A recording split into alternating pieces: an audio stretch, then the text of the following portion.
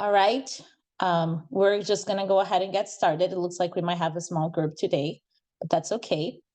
Hello, everyone. My name is Jessica Manfredi, and my pronouns are she, her. I am the student loan advocate within the Washington State Office of the Student Loan Advocate. I also have here with me today, Amber. Amber, would you mind introducing yourself? Hi, everybody. My name is Amber Hay. I am the Public Service Loan Forgiveness Advocate, and my pronouns are she, hers. Thank you, Amber. So today we are going to be talking about the Income-Driven Repayment Plan, or IDR Payment Count Adjustment, and how it may benefit you as a borrower. Today's presentation will be about 15 minutes, and we will have some time at the end to answer questions. So without further ado, let's get started.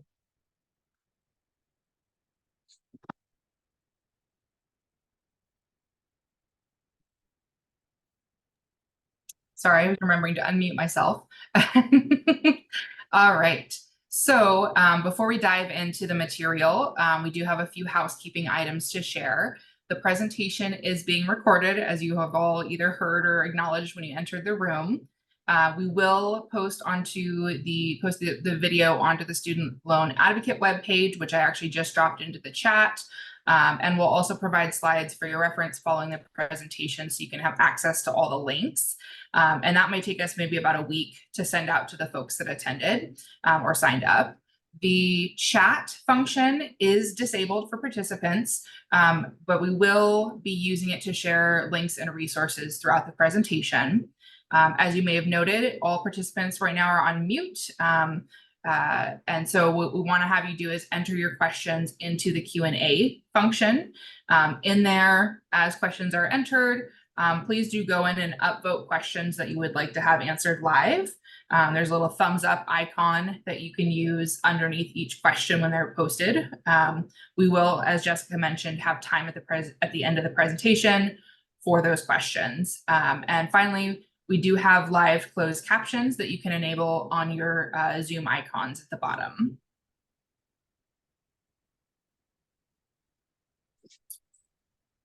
So what are we covering today?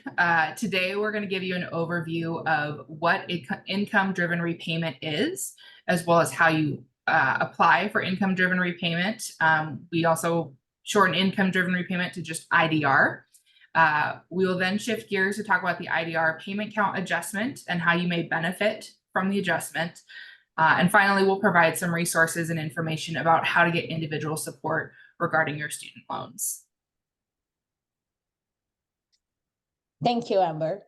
And to give you all a snapshot of what student loan debt looks like in Washington State, as of December 2023, we have over 797,000 federal student loan borrowers. Our outstanding federal student loan debt balance is $28.4 billion. And our average federal student loan debt is $35,629 per borrower. And I put these numbers here not to intimidate anyone, but really to just try and normalize student debt as much as possible.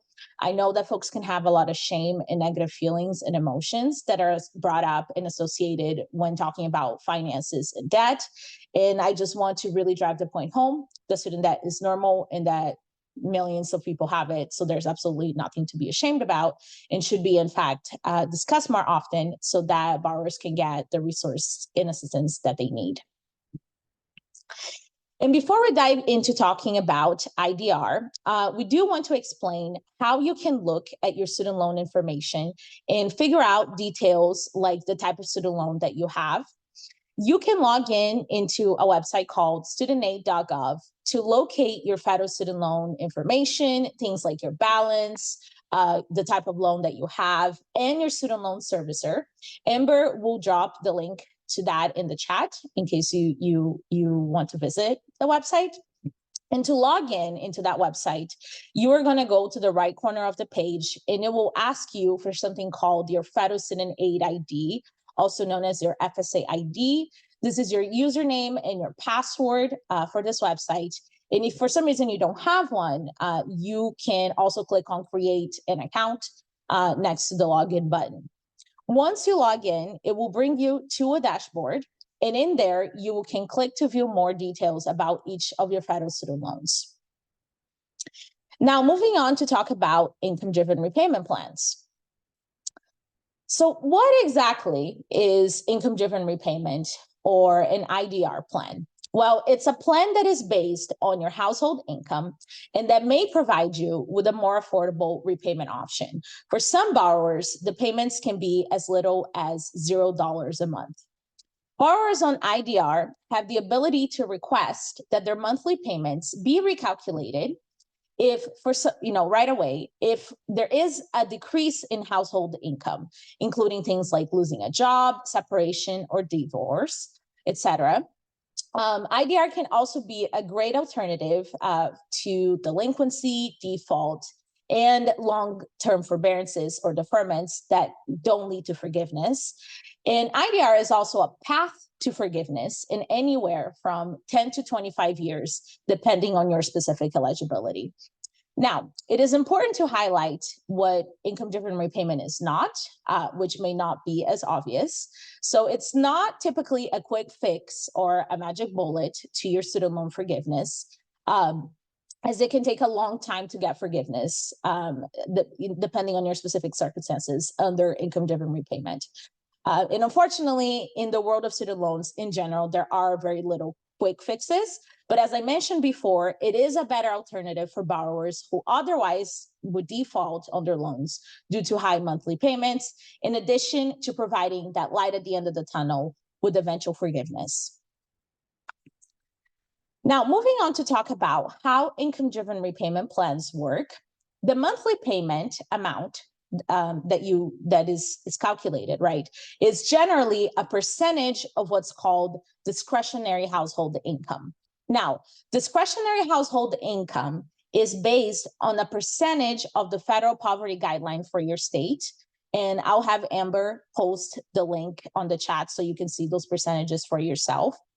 So discretionary income generally equals the difference between your adjusted gross income, your AGI, and 100, 150, or 225%, depending on the IDR plan that you select, of the poverty guideline for your family size and state of residence.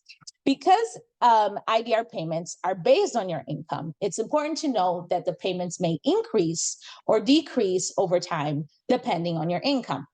Now, you do need to recertify your income every year to remain eligible. But now you have the option to sign up for auto recertification, which is a very nice feature and reduces the burden on the borrower.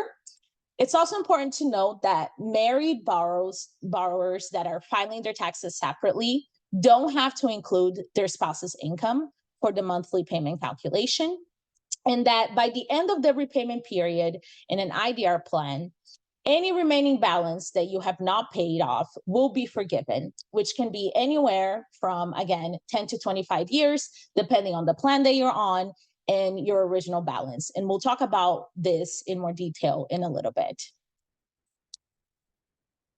Now, IDR plans, like everything else, are not for everyone, right? However, there are some examples of people who may benefit from being on an IDR plan. So, for example, if you want to have an affordable monthly payment, if you plan on qualifying for Public Service Loan Forgiveness, PSLF, after 120 qualifying payments, about 10 years, if you plan on qualifying for income-driven repayment or IDR forgiveness, again, in 10 to 25 years, depending on the IDR plan that you're in your original loan balance. And then if you are unemployed or underemployed and you do not want a forbearance or deferment. So these are some examples of people who may benefit from being on an income-driven repayment plan. Now, if you're pursuing an IDR plan with the specific purpose of eventually getting forgiveness, right, through that IDR plan, it is important for you to know that you do not need to apply for forgiveness, right? There's no application process currently for you to apply for that forgiveness. Once you hit the required number of years in repayment, your servicer is going to notify of your eligibility, right? And the servicer is also going to give you the opportunity to opt out, right? To say, no, I don't want to get this forgiveness. And you might be asking yourself, Jessica, why would anyone ever opt out from having their student loans forgiven, right? Doesn't make a lot of sense. Well, under IDR, typically, right, the amount that you get forgiven is considered federally taxable income, which, depending on the amount that you get forgiven, can lead for some people to have very large tax bills as a result.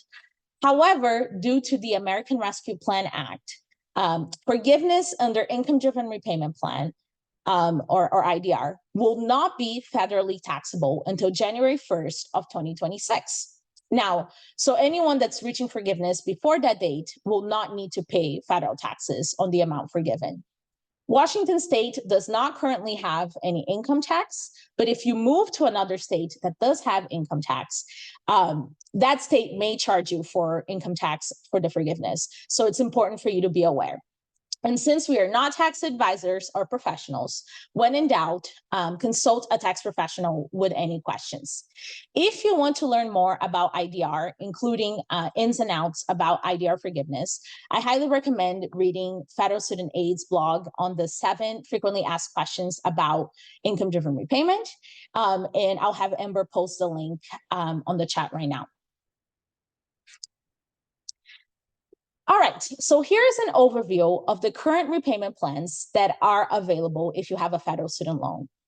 Today, we're going to focus on the bottom half of this list, the income-driven repayment plans. The current IDR plans that are available are the income-based repayment plan, IDR, pay-as-you-earn or payee, saving on a valuable education, SAVE, and the income contingent repayment plan, ICR. Now, moving on to talk a little bit more detail on each plan. For a lot of people, what I'm going to say about all these plans is going to sound a lot like word salad, which is understandable, right? I just want you to know that after I go through all of these options and the different benefits that they have and how they work, there is a tool that you can use to help you determine which of these plans will give you the lowest repayment amount, and also which one may be a good option for you. So just keep that in the back of your head as I'm going through this, okay? And don't get overwhelmed with the information. So the eligibility requirements for each plan is very unique, right? And while I'm going to highlight some of that information today, I would recommend that you review this table more carefully once you get a copy of the slides, just so you can make sure you're not missing anything. So for IBR, or income-based repayment, it caps your monthly payments at 10 to 15% of your discretionary income, depending on when you borrowed your loans. And you will never pay more than the 10-year standard repayment plan amount. Eligibility for forgiveness under IBR is in 10 to 25 years, again, depending on when you borrowed. Now, the pay plan, or the pay-as-you-earn plan, caps your monthly payment at 10% of the borrower's discretionary income. And once again, you will never pay more than the 10-year standard repayment plan amount on this plan. The pay plan can be particularly attractive for people with graduate degrees because it can lead to forgiveness in 20 years, regardless if you have an undergraduate or a graduate loan. Now, there's also the ICR plan, or the income contingent repayment plan, which is typically the least generous of all the IDR plans. And because monthly payments are based on 20% of your discretionary income. Now, ICR will lead to forgiveness after 25 years of repayment. It's important to know that there are some changes that are coming our way when it comes to income-driven repayment. Payee, the pay-as-you-earn plan, will no longer be available for new enrollments after July 1st of 2024. But those who sign up for the plan before then and that are currently on the plan will be able to stay on it. Now, ICR, income contingent repayment, starting on July 1st of 2024, will also only be available for consolidated direct loans that contain a Parent Plus loan.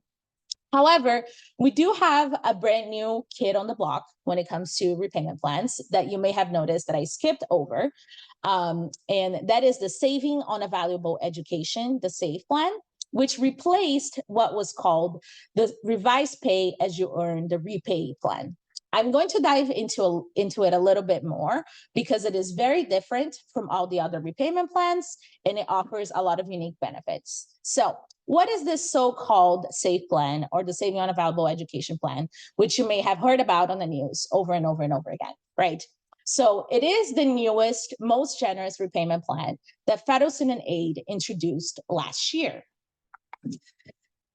Once again, the REPAY or the Revised Pay as You Earn plan transformed into the SAVE plan. This means that if you were enrolled in REPAY last year, you should have already automatically been switched into the SAVE plan. Now, one of the biggest benefits of SAVE is that it increases the discretionary income exemption. So basically the amount of your income that is protected from payments from 150 to 225% of the poverty line. What this means is that typically more of your income will be protected from payments, allowing for lower overall payments for most borrowers. Again, for most borrowers, not everybody. It's important to highlight that. Now, this plan is unfortunately not available for Parent Plus borrowers unless they complete a very complicated process that is called a double consolidation. I will have Amber post a link regarding the double consolidation process in case you want to learn more about this process.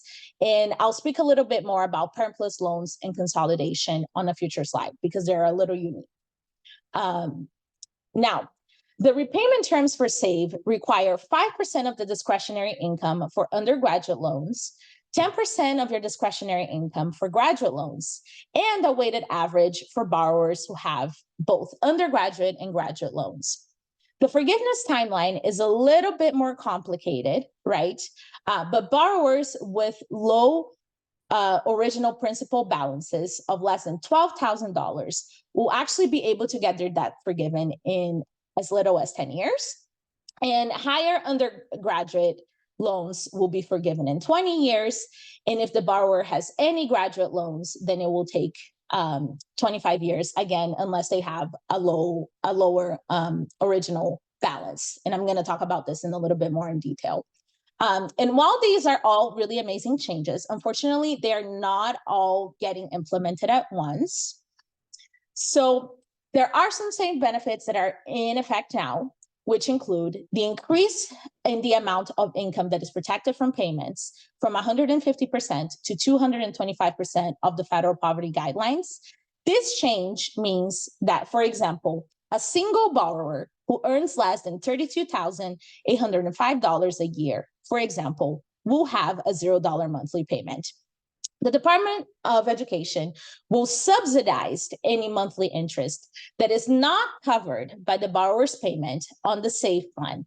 And as a result, if you make your monthly payment, your loan balance shouldn't grow, right, due to unpaid interest. Now, I want to explain this a little bit more because there is a common misconception that the interest does not accrue on your account under SAVE, which is not true, right? The interest will continue accruing on your account and being charged to your account on the SAVE plan. It's just that if your monthly payment is not high enough to cover that interest, then the Department of Education will cover that difference on a monthly basis so that the overall balance doesn't increase, right? Now, borrowers, the other benefit that is currently has been was not supposed to start until July of 2024, but has actually been brought to the forefront now by the Department of Education, is that borrowers whose original principal balance were less than $12,000 or less will receive forgiveness after 120 payments, or the equivalent of 10 years in repayment, with each additional 12 payments added for each $1,000 borrower above that level, up to a maximum of 20 to 25 years. And I'm going to explain this more again in a future slide so that it's less confusing. However, some SAVE benefits will only be in effect in July of 2024 including payments on undergraduate loans will be cut in half, so from 10% to 5% of the discretionary income. And borrowers who have undergraduate and graduate loans will pay a weighted average between 5 to 10% of their income based on the original principal balances of their loans. This means that those with undergraduate loans should expect a decrease in monthly payments later this year.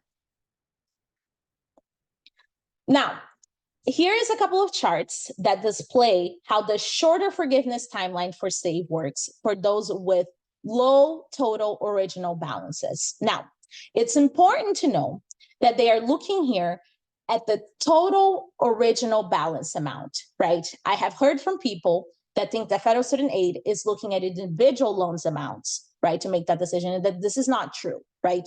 They're looking at your total initial balance. And if that number meets the thresholds on these slides, then you can get forgiveness faster than 20 to 25 years on SAVE. That forgiveness timeline changes slightly depending on whether you have just undergraduate loans or a mix of graduate and undergraduate loans. But these charts can really help you understand, like, based on my original principal balance, am I expected to have a shorter timeline for forgiveness? The SAVE plan, like all the other income-driven repayment plans, calculates your monthly payment, like I said, based on your income and your family size. Here you can see an estimated monthly payment based on your income under the SAVE plan. This is, of course, for illustrative purposes only, right? But it can give you an idea the types of saving you may be looking at if you enroll in this plan.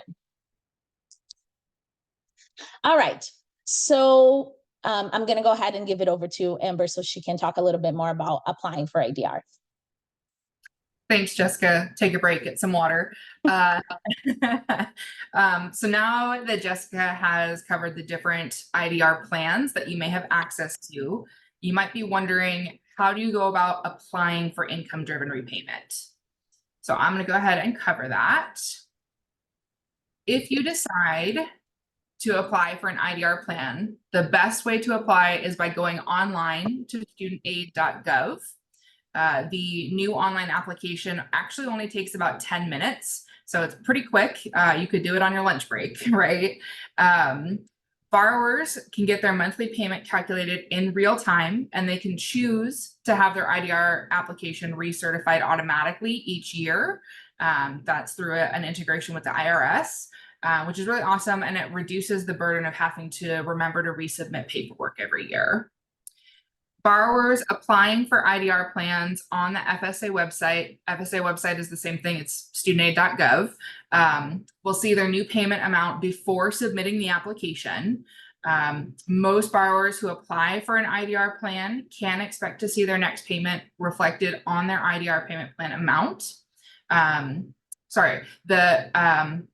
Most borrowers who apply for an IDR plan can expect their next payment to reflect that IDR amount. Servicers will place borrowers in an administrative forbearance if they need more time to process the application. After borrowers apply, they can check the status of their application by visiting their studentaid.gov account. The nice thing about the application is you can start it just to see what the estimated amounts on the different IDR plans are, and you can do kind of like a comparison.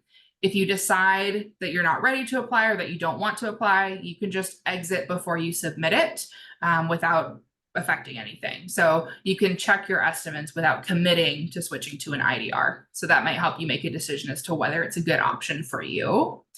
Now, if you prefer to apply using a manual application, you can actually download it from the Federal Student Aid website and submit it directly to your loan servicer.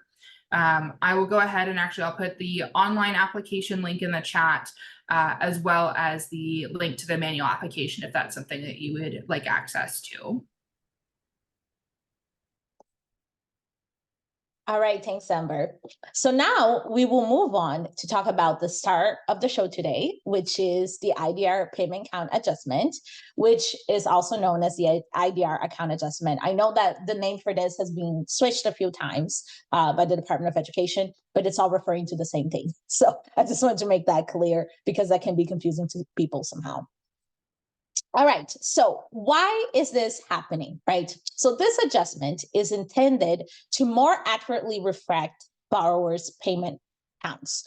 The Department of Education created this adjustment to try and correct, right, for borrowers who were unnecessarily steered into forbearances and deferments in the past when they could actually have qualified for an income-driven repayment plan and made progress towards forgiveness. Now, when is this adjustment actually going to get done, right? The adjustment is actually currently happening, right? And will continue through summer of 2024. Federal student aid currently estimates that it will be done by July of 2024. And then you might be wondering, who is doing this adjustment? Well, the Department of Education is doing it, specifically federal student aid. And you're wondering, who is going to qualify, right, for this adjustment? So this adjustment will be applied to all direct loans and all FFL loans that are held by the Department of Education. Okay, and we're going to talk about a little bit more about FFL loans in a little bit because they're an important part of this puzzle. Now, in general, the adjustment will credit periods back to the start of the IDR program, so July 1st, 1994, as eligible towards IDR forgiveness, right? When your specific credit period will start will depend on when you actually entered repayment, right? So that's going to vary from borrower to borrower. So you may be asking, like, this sounds great, Jessica, but how is this payment account adjustment potentially benefit me, right? So there's typically three possible outcomes that will be a result of this adjustment, right? The first outcome is that the adjustment will be applied to your account and you will still have more time left until the end of your repayment period before you qualify for forgiveness, right? So, but as a result of that IDR adjustment, it is possible that you may be closer to the end of that repayment period and closer to forgiveness. It is important to know that if for some reason you are not eligible for forgiveness once the adjustment is complete, that you will have to switch into an IDR plan in order to continue working towards that forgiveness, right? Another possible outcome, right, which is one of my favorites in what I hope happens to a lot of people that are in this call, is that it will actually help you reach the end of your repayment period. And if you do, well, congratulations. This means that you will automatically receive loan forgiveness, and if that happens, your servicer will notify you of your eligibility. Now, another possible outcome is that in addition to getting forgiveness, is that you may have more than the number of months required in your repayment period. And then in some cases, and I really want to highlight the in some cases, right, because not everybody is going to be eligible for this, that receives forgiveness. You will also receive a refund for any overpayment that you may have made on top of the amount of payments that you needed to do to get forgiveness. Now, because the rules about who qualifies for a refund are a little bit complicated, I'm going to have Amber post a link in the chat that goes into detail about who may qualify for refunds as a result of overpayments. Now, a big part of what the IDR payment count adjustment does is that it will convert certain periods of time in your loan history into IDR payments, right? So, which you can count towards your IDR forgiveness, and for people that are pursuing PSLF, potentially towards their PSLF forgiveness. Now, for example, for borrowers with 12 or more consecutive months in forbearance, right? These borrowers will have those consecutive months treated as time in repayment. An example that we put here for you to kind of visualize this is someone who entered a forbearance in September of 2001 and then stayed in forbearance until August of 2002. That entire period will be converted into IDR payments. Now, it will also be converted for borrowers with 36 or more cumulative or total months in forbearance. Once again, and it will have all of their time in forbearance treated in repayment. So here's an example of someone that had 36 or more cumulative periods of forbearance. And even though it was not consecutive, right, they might have had periods in there where they were in repayment. It will lead to all of these 36 months and any other months that they spent in forbearance on their account to count as IDR payments. Now, it's important for you to know that for both of these cases, right, the periods under the COVID-19 administrative forbearance will not count, right, toward these thresholds. And they will actually just be considered repayment periods, right, once the adjustment is made. So it's important to keep that in mind.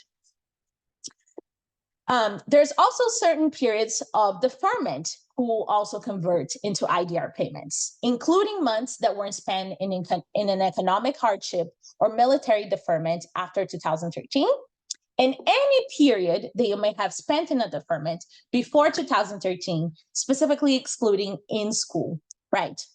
Now, any time spent in repayment that you are in repayment will also convert into IDR payments, regardless if you made a payment, regardless of the type of loan that you have, and regardless of the repayment plan that you were under. Now, if you have any consolidated loans, or if you're thinking about consolidating your loans before April 30th of 2024, the adjustment will include any payments or deferment and forbearances that fall under the situations that I explained earlier, made before the consolidation. So this is important because in the past, if you consolidated your loans, right, you may actually lose credit in towards IDR or PSLF. When you submitted that consolidation, right? But during the special period of time, that's not the case. You get to keep all of that credit as long as you consolidate by April 30th of 2024. So now we'll be talking about all the times that will convert into IDR payments.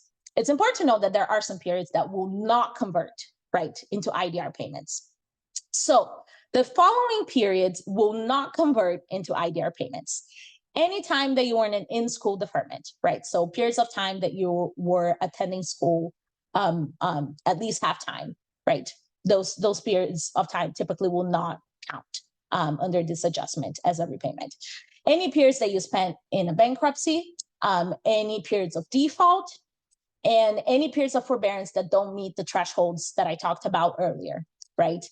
And deferment periods besides the economic hardship and military deferment after 2013. So these are periods that are not going to count, right? If you had any of these periods in your history, they're not going to be added to your as IDR payments as a result of the adjustment. All right, so I don't want to spend a lot of time on this slide because it does have a lot of information. So this is something that I would recommend, again, that you review after today's presentation to get more in-depth knowledge about it.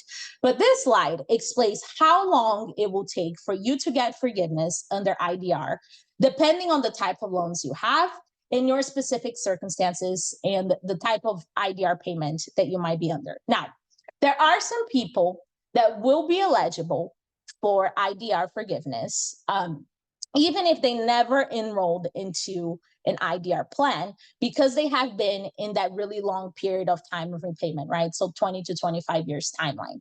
So there are some people that may never have to enroll into an IDR payment, right? But there are some people that might have to choose to enroll into an IDR payment to potentially shorten the time that they have to be in repayment, and or to actually get forgiveness in case they need to make additional payments, right? To get to that 20 to 25 year timeline. Now, it is important to know that people that have lower balances, who are enrolled in that had lower original balances, right, principal balances, who enroll in SAVE are not included in this chart, right? You should really be using the other chart that I explained earlier that had the different timelines, right, for those borrowers to get an idea of how long it's going to take for them to get forgiveness. All right, so I'll go ahead and give it back to Amber. Thanks, Jessica. Jessica has been primarily covering, right, the IDR payment count adjustment. There are some ways that this may intersect and impact borrowers pursuing the Public Service Loan Forgiveness Program, also known as PSLF. And just to clarify, so there's folks that are pursuing PSLF are in income-driven repayment plans generally, but not all folks who are in income-driven repayment plans are pursuing public service loan forgiveness, right? It's just for those folks that are in public service, right, in any level of government and are not working for 509c3 nonprofit. In case you're getting a little confused about the terms, and we can answer some of those questions at the end. But as far as the intersection between IDR payment adjustment and public service loan forgiveness, here's a few key takeaways. Federal student aid has already began to adjust PSLF payment counts for borrowers with at least one approved PSLF form since this past fall of 2023. They will continue to adjust PSLF counts each month until the IDR counts for all eligible loans are adjusted in 2024. As of right now, there is not a way to track whether you've been impacted or not. So I encourage you to keep an eye on any communications from the Department of Education or for MOHELA, right? If you're working towards PSLF, you're generally with MOHELA already. And I would also recommend keeping an eye on the PSLF payment tracker on your MOHELA account. After the IDR account adjustment is complete, all periods credited towards IDR will also be credited towards PSLF for qualifying loans in time periods where borrowers have certified their employment. This is a good reminder that ideally, if you're pursuing PSLF, your employment should be certified annually. And I'll post in the chat here after this slide the link to the PSLF help tool, which can help you do your employment certification. If you believe that you might benefit from this adjustment, we do encourage that you ensure that you've certified all PSLF eligible periods of employment to keep track of your progress.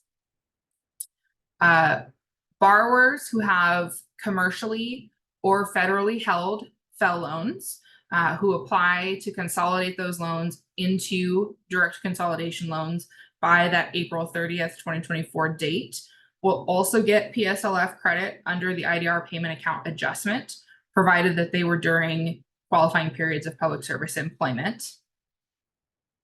Please note that borrowers who consolidate for PSLF will temporarily have your payment counts reset to 0. I emphasize the temporarily. Please don't panic if you see that happen. If you've consolidated your loans and all of a sudden your tracker says you have 0 PSLF payments, it will get adjusted during the process back to the amounts that you had. All right, I will go ahead and hand this back over to Jessica to talk more about consolidation since I just brought that up. And then I'm going to go ahead and post that PSLF help tool, which is in general the fastest way to have your employment reviewed to update your qualifying payment counts.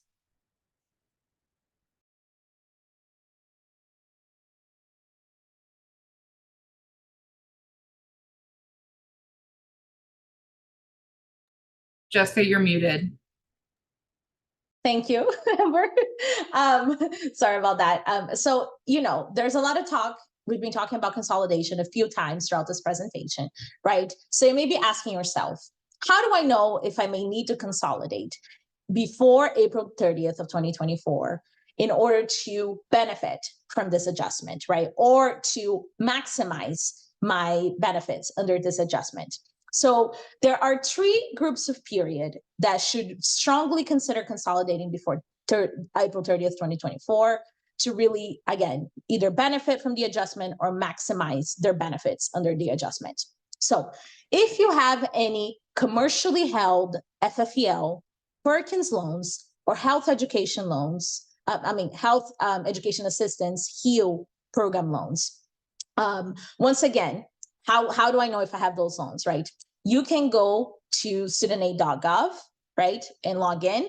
And these loans, when you look at them on your dashboard, will be listed just under a servicer's name. right? Now, if you have a Department of Education held FFEL, right? Because there's two types of FFEL loans, those that are commercially held and those that are at Department of Education held, right?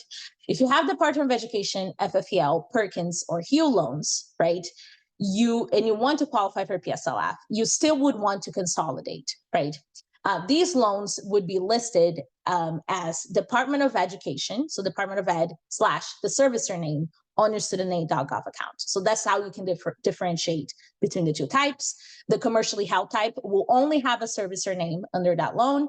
And then the ones that are owned by the Department of Education will say Department of Ed / the servicer name. Now, the other group of people who should consider consolidating is if you have different periods in repayment for your loans. Now, I feel like this is a concept that can be a little bit hard for people to grasp. So I'm going to give a little bit of an explanation of an example of the situation, right? So, for example, there is a borrower that went to school. Maybe they got their undergraduate degree, right? And then they graduated. And then they took a break, a few years in between their undergraduate schooling and their graduate schooling, right? And they were potentially in repayment during that period of time.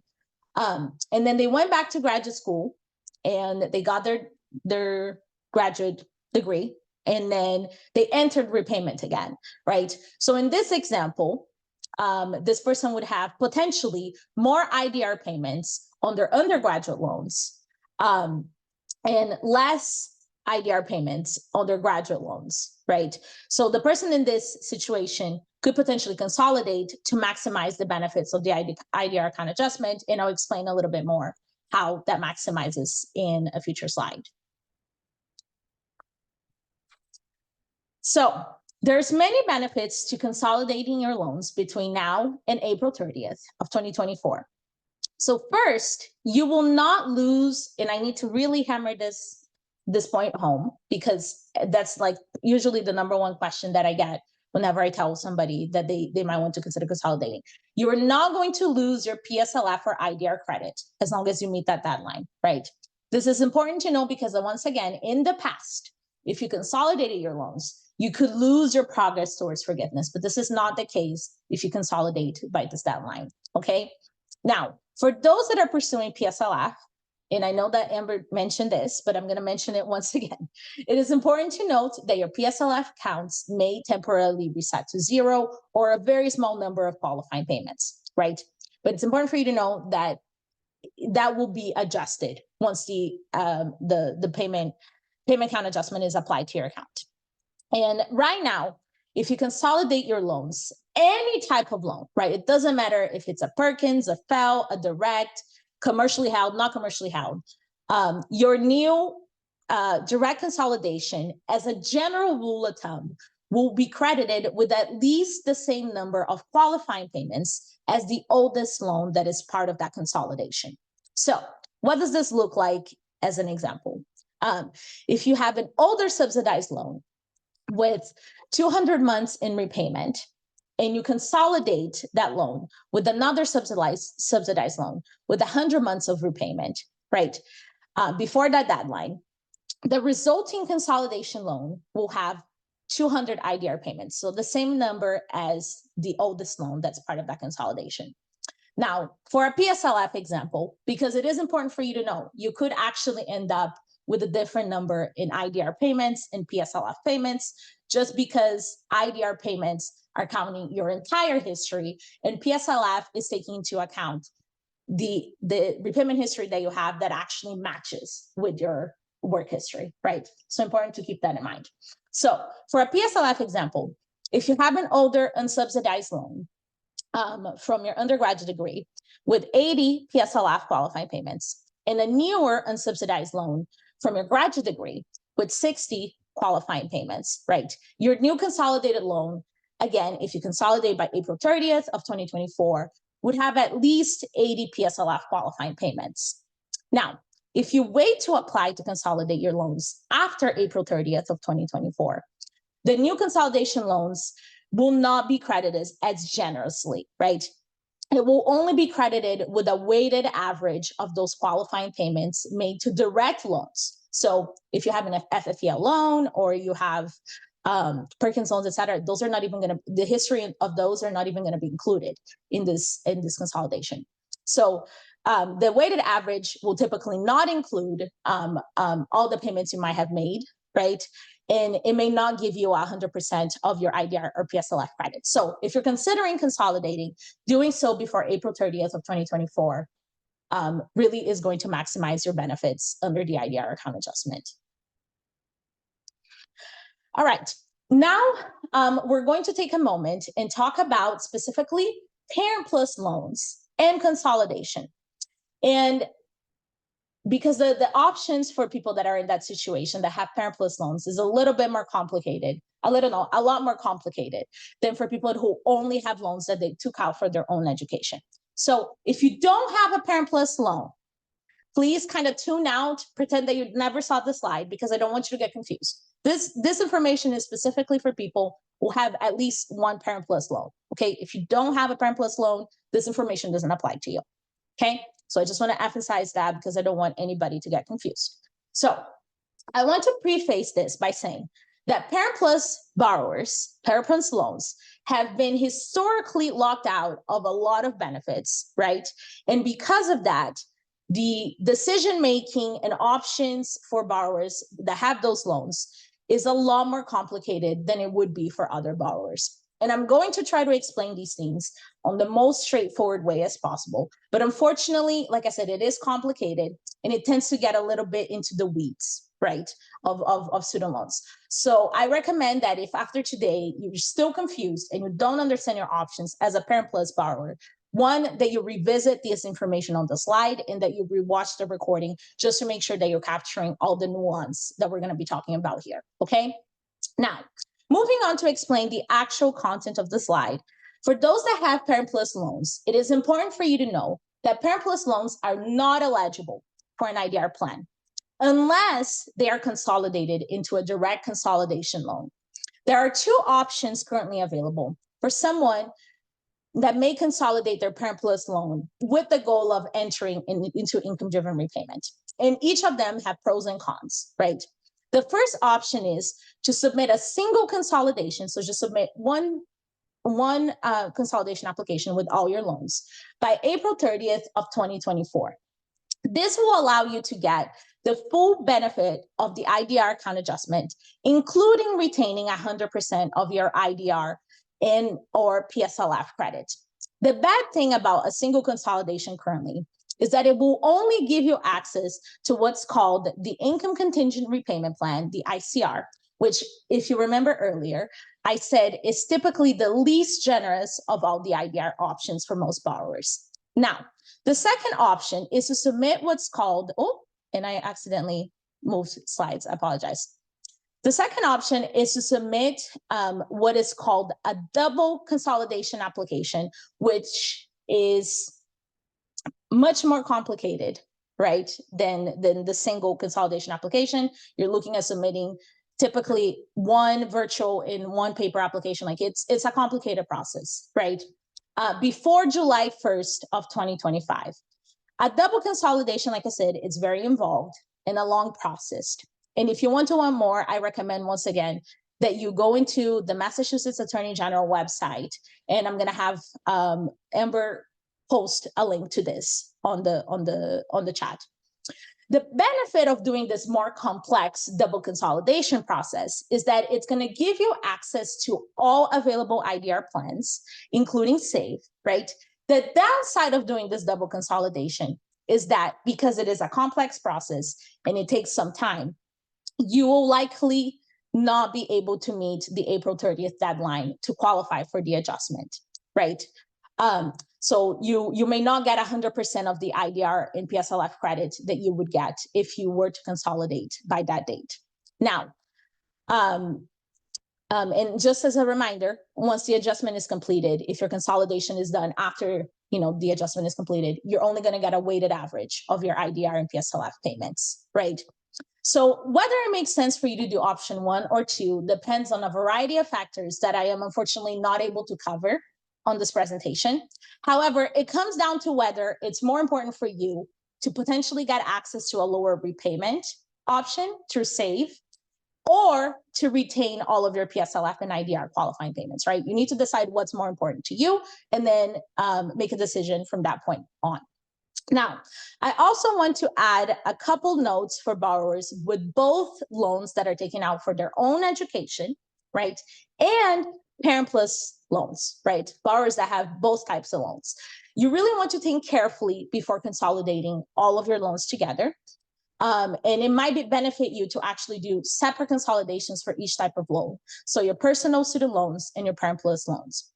Now, consolidation loans that are that include both loans for your own education and Parent Plus loans, a single consolidation, right, of all of those loans, will make you ineligible for SAVE in the other IDR plans for that you would otherwise be eligible for your the loans that were taken out for your own education, right? In some cases, however, it could be beneficial to consolidate your loans for your own education and your Parent Plus loans together, right, with a single consolidation. For example, if the loans you took out for your own education are near the forgiveness threshold, right, so near the 25-year IDR timeline for people that are in income-contingent repayment or Parent Plus loans, or the 10 years for PSLF. For people in these cases, it may be beneficial to consolidate everything together. But again, this is a little bit more complicated. And like I said, I can't go over every single example and situation. So I highly recommend that you take your time reviewing this information and applying it to your own specific circumstances. And I also want to, a more cheerful note, so show some data regarding the IDR adjustment and the effects that it's currently having on borrowers in our state. So far, there are 18,350 borrowers in Washington who have received IDR forgiveness due to the payment adjustment as of early November of 2023. And that translates into about $878 million that will be discharged as a result. As I mentioned before, the payment adjustment has not been completed or applied to all accounts, but it will continue to be applied to all Department of Education held loans between now and summer of 2024. So likely more folks will end up getting forgiveness in the next few months. Now, there are borrowers, the people that are typically qualifying for this are borrowers that have been in repayment from 20 to 25 years, with most of them like with no light at the end of the tunnel, but who were finally able to get relief through this opportunity.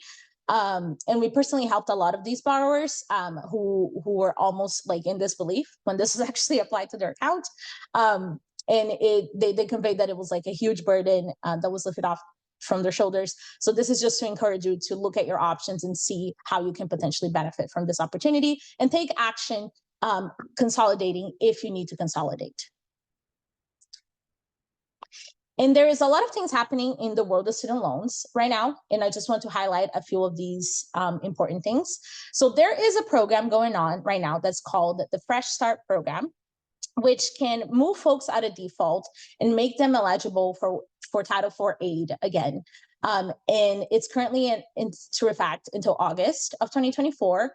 It's a very easy process to enroll. So if you're in default or if you know somebody who is in default, I highly encourage that you enroll into this program as soon as possible, right? And you may actually receive some of the benefits of the adjustment if you enroll into this program.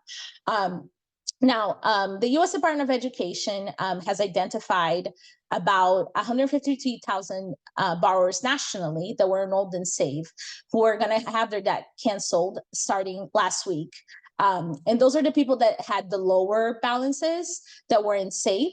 So those people were not included on the numbers that I shared earlier. So I just want to make sure that I highlight that just in case you may be part of that group, right? And then finally, there are a few major servicer transfers that are happening. If you have been impacted by a loan transfer, I recommend reviewing FSA's blog. I'll post on what to expect on a loan transfer. And the link is on the slide, but I'm also going to have Amber share that with you in the chat. All right, Amber, and I'll give it back to you. Great, thank you, Jessica. Thank you all for hanging in with her. We have a couple more slides before we go to our Q&A. So let's see here. I wanted to take a minute to highlight some of our specific resources from the Office of the Student Loan Advocate here in Washington. We have other recorded webinars that are available on the Student Loan Advocate webpage, and I'll post that link in the chat here. And this one will also be uploaded as well within the next week or so. If you have a specific question about your case, or maybe you'd like to submit a complaint about your student loan servicer, please use our complaint/question forms available at the studentcomplaints.wa.gov. And I'll post that in the chat. If you access that form, make sure you select the student loan questions and complaints form. Note that it's currently taking us about 4 to 6 weeks to respond to questions and complaints submitted. Our office is just myself and Jessica. So we get, easily over 100 complaints a month, I would say.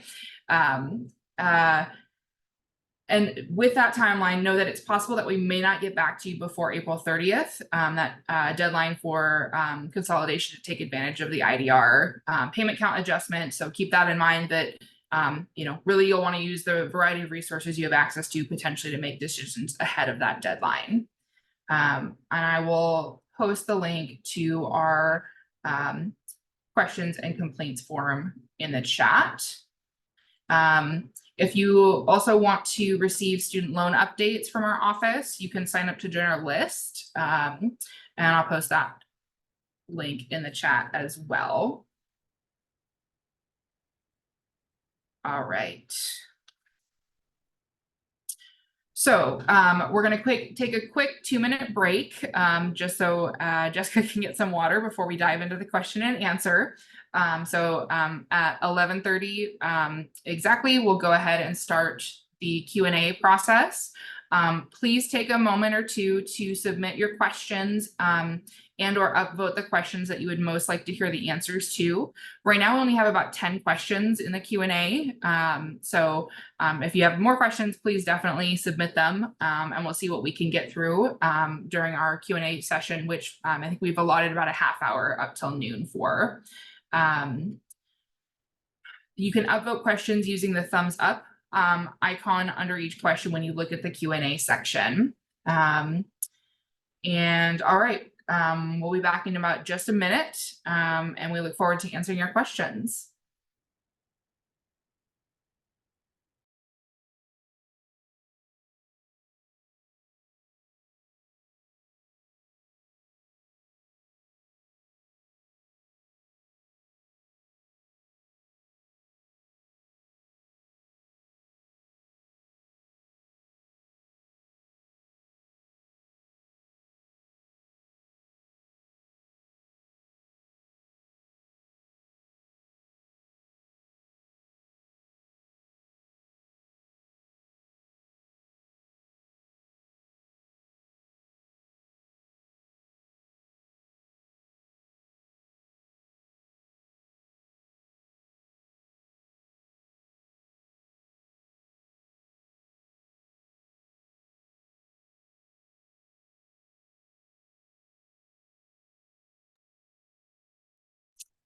All right, looks like it's 11:30.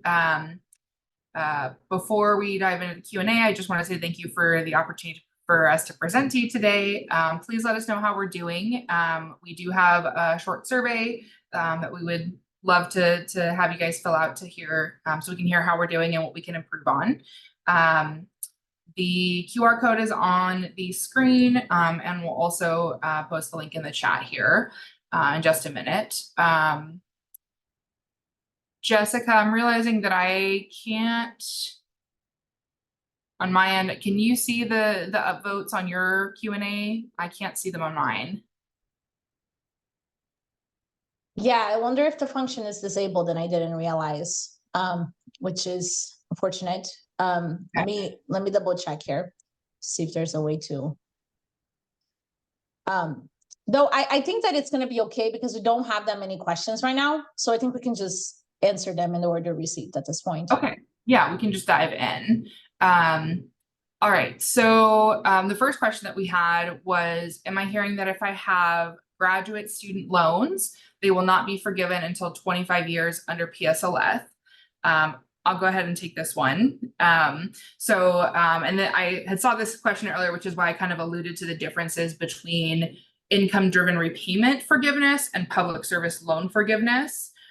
So public service loan forgiveness is if you are working full-time for a qualifying public service employer, any level of government, working for a nonprofit organization, and you're making payments on an income-driven repayment plan or the standard repayment plan for 10 years under those plans, and you submit your payment or you submit your qualifying employment, right? Like those loan amounts could be forgiven under 10 years, regardless of if they're graduate or undergraduate loans.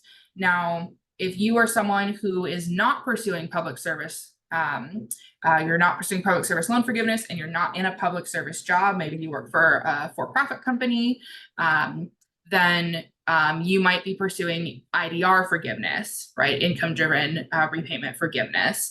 And that's where you tend to see those 25 year timelines, depending on the types of loans that you have and the original loan amount balances. So that's what Jessica was alluding to with the differences with like the SAVE plan versus the 25 year timeline if you have a large amount of graduate, undergraduate loans, right? Anything to add to that, Jessica? No, I think that's a great answer. Thanks, Amber. Perfect. Okay. Next up, let's see. All right, this one says, you covered this, apologies, but just to clarify, if you're in the PSLF program and the SAVE plan, any remaining loan balance would be forgiven after 120 qualifying payments, correct? Yes. Would be the answer to that, yes. So yeah, if you're in the SAVE income-driven repayment plan and you're pursuing public service loan forgiveness, once you've met your 120 qualifying payments, yes, your loans would be forgiven under the PSLF program.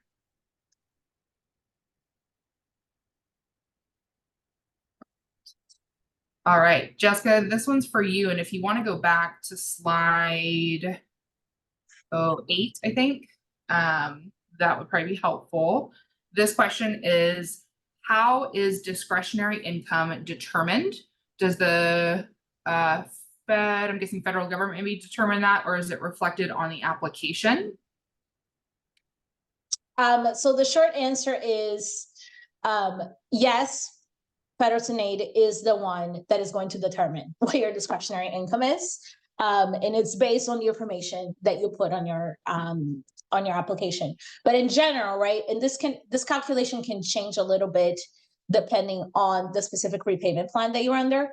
But typically, the way that discretionary income is calculated is your adjusted gross income, right, your AGI, minus a specific percentage of the poverty guideline. And again, that depends on the percentage that is used there, depends on the specific repayment plan that you're under, which is the reason why, if you want to calculate this, the easiest way to do that is by going to the federal aid website and starting an IDR application, right? Because that will be estimated for you and you don't have to worry about these percentages and all that stuff. You can just see what your actual payments are going to be, are going to look like under the different income-driven repayment plans. Great, thank you. Speaking of income-driven repayment plans, how would someone switch from the IBR, right, income-based repayment, to the SAVE plan, saving on a valuable education, right? Both of those are IDR plans. Great question, Rachel. So the way that you would switch between those programs is by reapplying for income-driven repayment, right? So again, the recommended way that we recommend that you do this is by going to studentaid.gov/IDR and then submitting an application there. And then, you can select SAVE as the plan that you want to apply for. And then you would be switched into SAVE plan. Excellent. This next question, I'm going to go ahead and take if you don't mind, Jessica. So this person asked, if the loan is a 10-year term, you will receive forgiveness at the end of 10 years, even if there's still a remaining balance on your loan.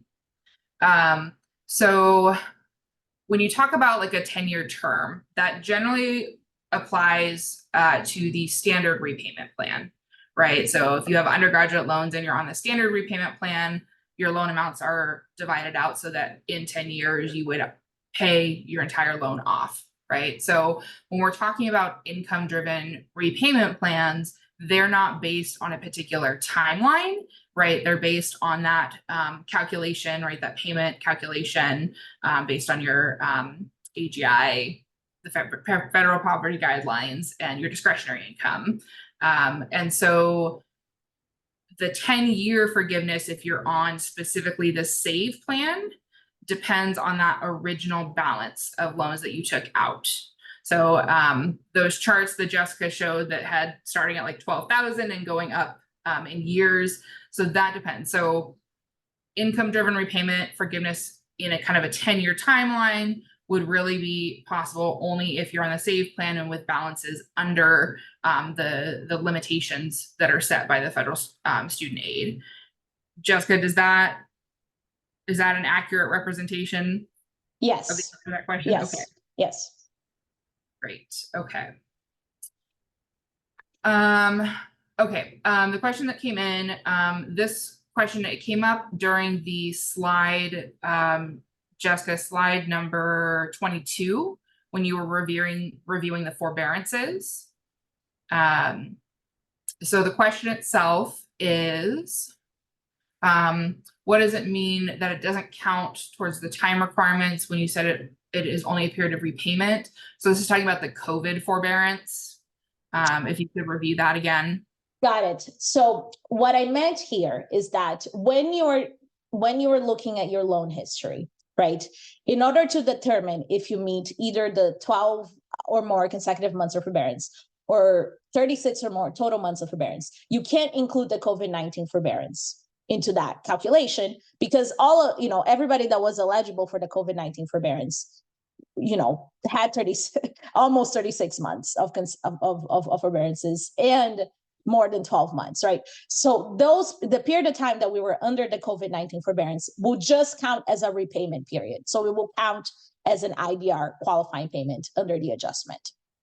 So, but they cannot, that period of forbearance cannot count toward these specific thresholds. But they will count as repayments for IDR. Is correct. Yes. Then the implication. Yes. So if your loan history is longer than COVID, right? If your loan history is 5, 10, 15, 20, 25 years, right? They're looking at then forbearances separate from the COVID forbearance to see if you meet those 12 consecutive months threshold or that 36 or more months of forbearance overall across that student loan history.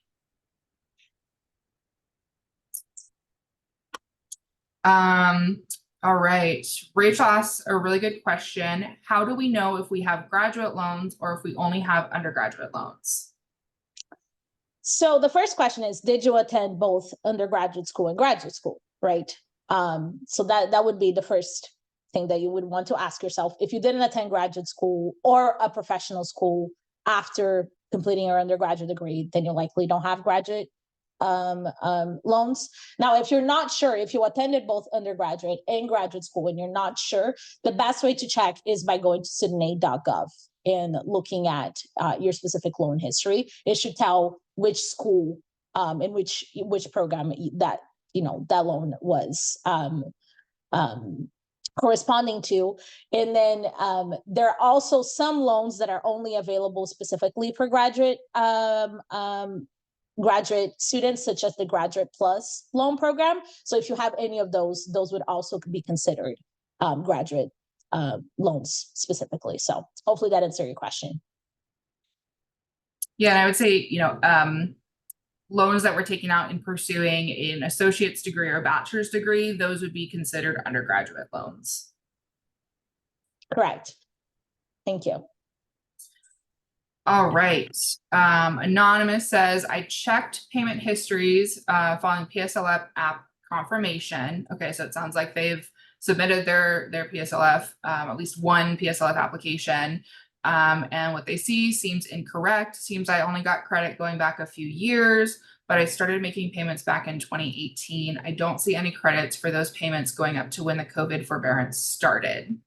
I'll grab this one. So when you submit a PSLF form, right, that is to certify your employment. And so the period that's in that form, right? So if you say, I was working for this employer, let's say from 2018 to 2019, they're only going to certify the months that for that qualifying employer during that time.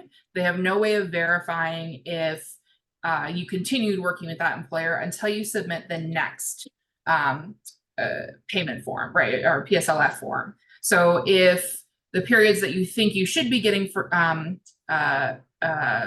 payments for qualifying payments for PSLF, you'll want to go in and verify that you've submitted PSLF forms for those time periods. If you've changed employers, each employer needs a different form. If you worked for one employer and maybe you were part-time partially, or you were full-time, you might need different forms for those time periods. If you submitted a form, let's say maybe before COVID and you haven't submitted one since, again, you'll just need to submit another one to get those additional months covered if you were in qualifying employment and a qualifying payment plan.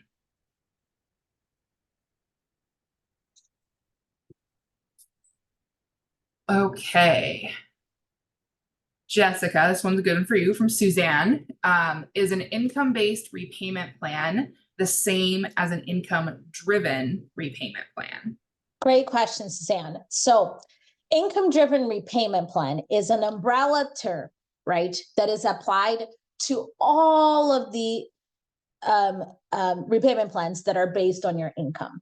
The income-based repayment plan, or IDR plan, is one of those income-driven repayment plans, but there's also currently 3 more repayment plans that fall under that income-driven repayment plan umbrella. So income-driven repayment plan refers to a type of plan that is based on your income. And income-based repayment, the IDR plan, is a type of income-driven repayment plan, which I know is very confusing. Okay, I understand that these terms are confusing. So, but yes, hopefully that answers your question.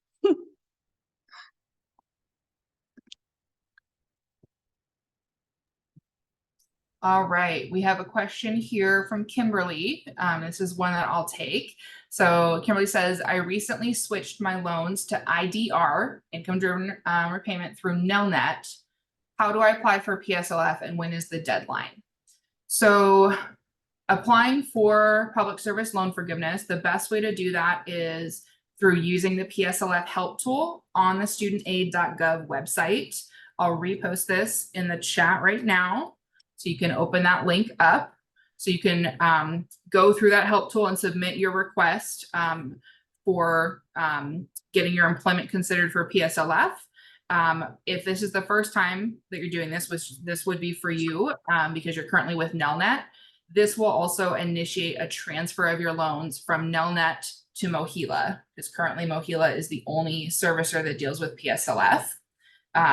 So, and part of that process is you can also certify your IDR plan through that process as well. So basically submit that form, that'll get the process. There's no deadline to submit the form for public service loan forgiveness, but we recommend doing it as soon as possible. You know, if you've been in your public service job for 5 years, 2 years, however much time it's been, we want you to get credit for those payments for as long as you've been in repayment on your loans. So definitely encourage you to get one of those forms submitted as soon as you can. All right, a question from Rachel. If we switch from IDR to SAVE, what are the pros or cons? And Rachel, here I'm gonna assume that you're saying income-based repayment, right? Because again, as I just explained in a little bit, income-driven repayment is an umbrella term. It doesn't apply to a specific type of plan. There's 4 income-driven repayment plans. So I'm going to assume you're talking about income-based repayment plan, right? So just to kind of summarize, right? The pros of staying potentially on an income-based repayment plan is that your payments are capped, right? The most you're ever going to pay on an income-based repayment plan is what you would pay under a 10-year standard repayment plan, right? Under the SAVE plan, there's no cap. Your income is going to determine always how much you pay every month. And if your income increases substantially over the years, that will mean that your payment can also increase substantially over the years. Now, there is a benefit to SAVE that is not a benefit. There are several benefits actually to SAVE that are not a benefit to IDR. I just want to highlight a couple of them. The first one is the interest subsidy, right?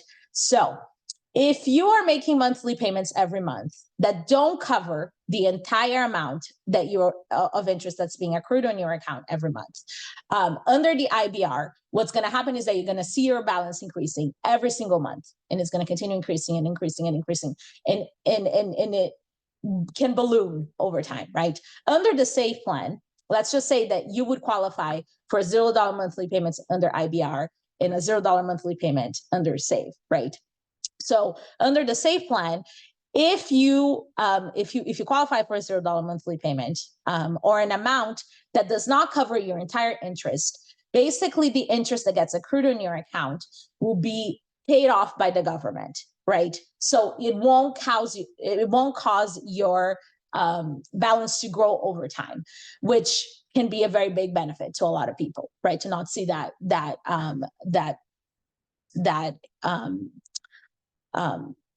amount of your loans increasing over time, right? So I would say that's probably the biggest pro of switching to SAVE. In addition, if you had a lower balance, right? So original balance when you attended school, so like 12,000 or less if you were an undergraduate, then you may also benefit from that shorter forgiveness timeline, right? Which under IBR is going to be 20 to 25 years. So those are some of the pros and cons of switching from IBR to SAVE. Again, highly recommend that you go to studentaid.gov/IDR and apply, because it actually does a good job at telling you the benefits of each plan before you make that decision. Great, thanks, Jessica. Here's a question related to PSLF. I have 3 direct plus grad loans that I'm working towards PSLF on. A friend said I have to consolidate them into a single direct plus loan in order to have them all forgiven after my 120 payments. Otherwise, only one loan will be forgiven. Is this true? No, it is not true. What is most important is, are those direct plus grad loans, do they all enter repayment at the same time? So when you go to certify your employment, right, one of the things that happens is they send you a notice that says we've updated your qualifying payment count. If all of your loans have the same payment counts, right, that generally means they all entered repayment at the same time, then they would all be on the same timeline for forgiveness, and you wouldn't have to consolidate them. You could if you wanted, they would keep those same payments, but you wouldn't have to get forgiveness. Consolidation is something that you might want to consider if those loans have different time or different qualifying payments, right? So if you see that some of those loans have, let's say, 20 payments and some only have 2, well, then you may want to consider consolidating them prior to that April 30th deadline so that they would all receive that higher payment count. And again, after that April 30th deadline, they would receive a weighted average if you were to consolidate rather than the highest payment count.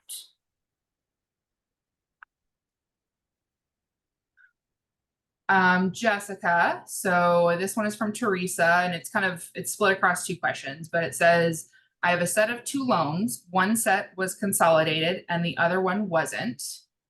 Can I consolidate my consolidated loans and my non-consolidated loans together? Yes, that's the short answer. Yes, you can. Okay, all right. Okay. Does refinancing, sorry, this is a question from Kelsey. Does refinancing or consolidating private loans affect anything regarding your federal loans if your federal loans are in an IDR plan? No, it does not. Right. And I do want to emphasize here that when we're talking about reconsolidation, refinancing private student loans, I'm only talking about private student loans that you're privately refinancing, right? If you want to pursue IDR forgiveness, or you want to be in an IDR plan, or you want to be in PSLF, you have to have a federal student loan, and you have to continue within the federal student loan system in order to be able to continue qualifying. So I just want to highlight that. But if you have, federal student loans and private student loans, and you want to refinance your private student loans, that's not going to affect your eligibility for IDR or PSLF or anything like that. All right. Here's a really great question. Where do you recommend starting if you have no idea about the status of your student loans? Studentaid.gov. That's where you want to go, because it's going to have all the information about your loans there. So that's where I recommend that you start. Studentaid.gov. And if you don't have an account, create an account so that you can log in and see information about your loans. Okay, it's kind of a specific question from Suzanne. I originally had Sally Mae as my loan servicer starting in the early 90s. The two undergraduate FFELP loans were consolidated to Navient Federal Loan Trust in March of 2002. Original loan amounts were about $15,000 and $9,000. Will I lose credit for payments if I do not consolidate them before the end of April? Okay, so that's a really good question. It's a little bit weedsy, so I'm going to try my best to answer it without getting too into the weeds. But not consolidating will mean that the only way you could get forgiveness with a FFELP loan would be if you were in an income-based repayment plan and you were in repayment for 25 years and there was no forbearances and nothing happened. Like, you were consistently in repayment in IBR for 25 years, right? So most people, unfortunately, have not been that perfect, right, with their repayment history over the years for a lot of reasons, specifically because servicers typically didn't make it easy for you to do so. So by not consolidating by April 30th into a direct consolidation, you basically are likely not going to get the benefits, right, of the IDR account adjustment, specifically if those loans were commercially held, which if you are with Navient currently, right, that would mean that you have a commercially held loan. So I would say that overall, the benefits of you consolidating generally outweighs the benefits of not consolidating. So I would highly encourage you to potentially consolidate before April 30th, because you pose to potentially have a lot more benefits than downsides. Great, thank you, Jessica. Let's see here. If you enter the public service loan forgiveness plan, does that take away your ability to qualify for the other forgiveness plans? Short answer would be no. You can be eligible for multiple types of forgiveness. If you have loans currently that are on different timelines, you may want to consider consolidating so that they might be all on the same public service forgiveness timeline. If you do public service loan forgiveness now, and then maybe down the road you take out a new loan, you could potentially still consolidate at that point for a weighted average, or maybe you do IDR and work on that for the other loan. So like, one does not disqualify you from the other. Yes. And in fact, right, if you are in an income-driven repayment plan, while you are working under PSLF, you're technically also working towards IDR, right? It's just that the IDR timelines typically are longer than PSLF, but you are also working towards that at the same time. So just important to know. All right. Okay. If I set up an IDR payment plan, then I will most likely meet the requirements to receive loan forgiveness through PSLF in 10 years due to being employed in public service. Yes. Yes, as long as you stay in public service, Yeah, right? That's for those important. 10 years of payments. Can I switch IDR plans via reconsolidating? So yes, during the consolidation application, you actually have the option to select to be in an IDR plan. And you're going to have to do this even if you are in an IDR plan now, right? If you decide to consolidate, you're going to have to make the choice once again to enroll into an income-driven repayment plan. Now, would I tell somebody to consolidate just because they want to get into an income-driven repayment plan? Not necessarily. You might not have to do that. But if you are considering consolidating for other reasons, yes, during the application for consolidation, you will have the option during the application to also apply for IDR. Great. Okay. I know we're running short on time. There's a couple questions I want to make sure we get to. So one, can you still get credit for public service work from the past? So this answer, it depends. Public service loan forgiveness, the program went into effect October 2007. So employment can be certified as far as like that far back. However, in terms of counting towards your qualifying payments, the public service like work that you did would need to have been when you were on a qualifying payment plan. So I would say like as far back as you have public service work up to that October 2007, go ahead and submit an employment certification and they can let you know via your payment account whether that time period is going to count towards your qualifying payments. And then similarly, so do we need to have a lot of years to submit PSLF? Let's say I've been in government for 6 months. Do I need to wait for 1 year to submit? Absolutely not. I started a new job just a few months ago, and 2 months in, I submitted my most recent certification form. So you can go ahead and do that. And if you're working for a Washington state agency, they'll actually help you remember to recertify or resubmit your plan by state law at the year mark. So I guess annually would be the easy way to say that. Jessica, are there any in here that you really want to make sure that you cover before Yes. we run out of time? Yeah, and I don't mind running a little bit over because I feel like we're almost at the end. Yeah. So I'm going to try to answer as many as I can. And if you have to leave, obviously, feel free to leave. But this will be available in the recording in case anybody wants to go over any of these questions. So somebody said, as I mentioned earlier, that previously consolidation resulted in a loss, I believe, of repayment credits. Are those loss credits being restated? Yes, they are, right? So if you consolidated in the past and that resulted in you losing your credit, any period prior to a consolidation will be counted. Any period in repayment prior to a consolidation will be counted. So yes, you could get that reinstated.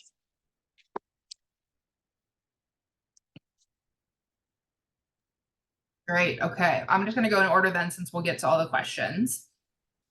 Are there any avenues for recourse if an employer, specifically, I don't want to say the employer in the recording, that continues to delay and not respond to requests for employer certification for PSLF? The runaround is truly exhausting. I'm going to say, can you please submit a complaint to us? So that's going to be studentcomplaints.wa.gov. We can try to reach out to your employer and try to figure out what's happening, why there is a delay in completing your forms. So hopefully that can help you through this process. And I'm sorry that you're running into this issue. But yeah, submit a complaint to us and hopefully we can facilitate that for you. And I just put the link to the complaint form in the chat. So it's the most recent chat in there. All right. This is a follow-up from Kimberly. You said that using the PSLF help tool, if applying, would switch my loans from Nelnet to Mohila. Does that mean that once I apply for PSLF, I make my payments through Mohila and not Nelnet? Yes, the answer to that is yes. There is kind of a transfer period that it goes through that you might be in administrative forbearance for some of that time. But yes, you would get a notification from Mohila that you now have an account with Mohila. And then any of the loans that transferred to Mohila, you would start making your payments through them, not your prior servicer. All right. I have a consolidated loan from AES and a non-consolidated with Nelnet. Can I still consolidate those two loans together, and how do you go about doing that? Great question. So if you're with AES, I know that you have either a Perkins or a FFEL, a commercial FFEL loan that really needs to be consolidated, right? For you to be able to qualify for this. So the way that you would consolidate all of them together is that you're going to go to the Federal Student Aid website. I'm going to have Amber post the link to that in the chat, right? So yes, you definitely want to consolidate. Yeah, to benefit from the IDR account adjustment. All right, so Rachel asked, if I have already done a direct consolidation loan in 2017 for all grad and undergrad loans, and I'm also in PSLF, will all grad and undergrad loans be forgiven in 10 years?